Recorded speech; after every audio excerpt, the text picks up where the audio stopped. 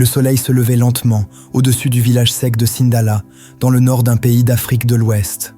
Là-bas, le sol craquait sous les pas, les arbres peinaient à pousser, et la poussière flottait dans l'air du matin comme un voile brunâtre. C'est dans cet endroit rude qu'était né Issa, un adolescent grand, mince, au regard vif. Son père, Baba Doumbia, élevait quelques moutons. C'était une activité simple, loin d'être rentable. Durant la saison sèche, les animaux maigrissaient, l'eau manquait, et parfois, Baba devait marcher 3 kilomètres, juste pour trouver un puits encore rempli. Issa l'accompagnait souvent, avec le ventre presque vide, mais l'esprit rempli de questions. « Papa, tu crois qu'on peut changer notre vie ?»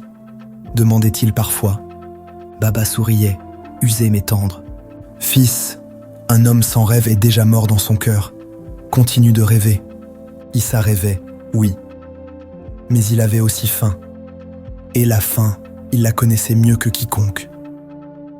Chaque soir, après avoir aidé son père à nourrir les moutons et réparer l'enclos, Issa montait sur une colline derrière leur case. De là, il regardait les motos qui passaient au loin, les voitures qui filaient vers la capitale, les lumières lointaines des quartiers modernes. Il imaginait une autre vie, une vie où il pourrait s'habiller autrement que de vieux vêtements usés, une vie où il pourrait avoir une voix, une importance, une vie où il pourrait devenir quelqu'un, même s'il venait d'un village oublié. Un jour, une équipe de bénévoles arriva à Sindala pour distribuer de l'eau et des vivres. Parmi eux se trouvait un photographe appelé Nour, captivé par le visage d'Issa, ses traits fins, sa posture naturellement droite et son regard intense. Il prit une photo rapide de lui, juste comme ça. Et ce cliché allait bientôt devenir le premier signe de son destin. Quelques semaines plus tard, Nour revint au village. Il chercha Issa parmi les cases en terre cuite. « Tu t'appelles Issa, n'est-ce pas ?» demanda-t-il. « Oui, monsieur. » Le photographe sortit son appareil et montra la photo imprimée. Issa resta bouche bée. Il ne s'était jamais vu comme ça, digne, puissant, presque noble. « As-tu déjà pensé à travailler dans la mode ?» demanda Nour. Issa écarquilla les yeux. « La mode ? Lui, le fils d'un éleveur de moutons ? Dans ce village où l'eau manquait, où les gens se battaient pour remplir un seau ?» Il recula, presque effrayé. « Non, monsieur, ce n'est pas pour moi. Je n'ai rien. Je ne suis personne. » Mais Nour sourit. Justement, les plus grands viennent de nulle part. Issa hésita. Comment abandonner son père, ses moutons, sa famille? Et s'il échouait? Et s'il n'était pas à la hauteur? La peur s'installait, mais au fond de lui, quelque chose brûlait. Une flamme. Nour resta 3 jours à Sindala. Il apprit à connaître Issa, à écouter ses doutes, sa vie, ses rêves cachés.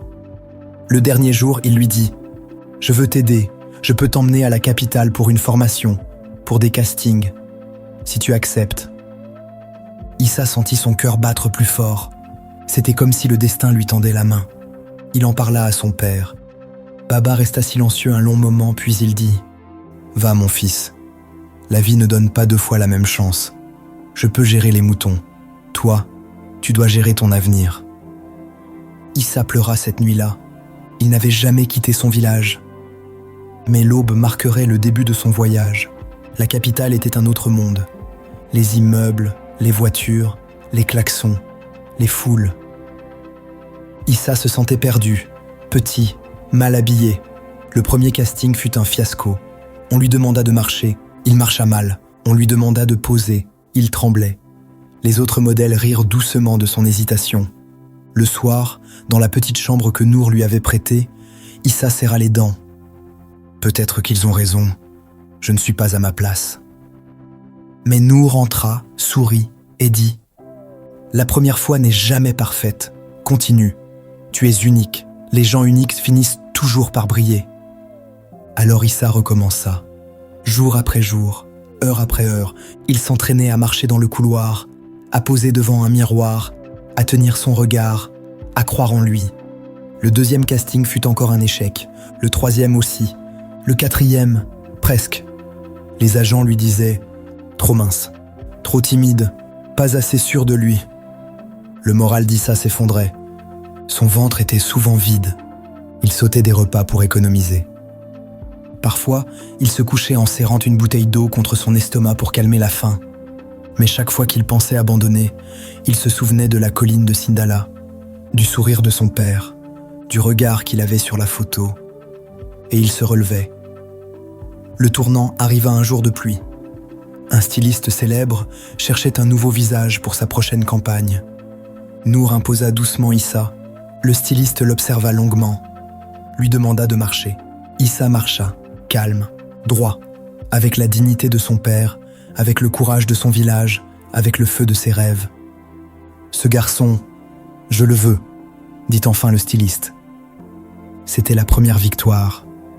Mais la vie n'avance jamais en ligne droite. Quelques jours avant le premier shooting officiel, Issa reçut un message du village. Son père était tombé malade. Très malade, Issa se sentit brisé. Devait-il rentrer, abandonner tout ce qu'il avait construit, ou continuer pour que son père soit fier? Il marcha seul toute la nuit. Au petit matin, il prit une décision douloureuse. Il allait honorer le shooting, mais tout l'argent gagné partirait pour soigner son père. Pendant la séance photo, il posa avec intensité, avec douleur, avec espoir. Le photographe le trouvait exceptionnel. Issa, lui, pensait juste à son village, à son père, à ce sol sec où il avait grandi. Cette séance devint l'image de la campagne. Les jours passèrent. La campagne sortit sur les réseaux. Le visage d'Issa se retrouva partout. Panneaux d'affichage, boutiques, magazines. Il était le garçon venu du désert, le regard qui raconte une histoire, la nouvelle révélation de la mode africaine. Avec son premier salaire, il rentra à Sindala. Quand il arriva, les enfants coururent vers lui, les voisins l'applaudirent. Et Baba, malgré sa faiblesse, sourit en le voyant. « Tu as tenu ta promesse, fils. Tu es allé plus loin que je n'aurais jamais imaginé. » Issa tomba dans ses bras, en larmes. Quelques mois plus tard, Issa fonda un petit programme dans son village. Rêves immenses, destinés à aider les jeunes ruraux à découvrir des métiers créatifs, la photographie, la mode, le cinéma. Il savait qu'il n'était qu'au début de son ascension. Mais il avait déjà compris la chose la plus importante. Un rêve immense peut naître dans un ventre vide, mais il ne grandit que dans un cœur qui refuse d'abandonner.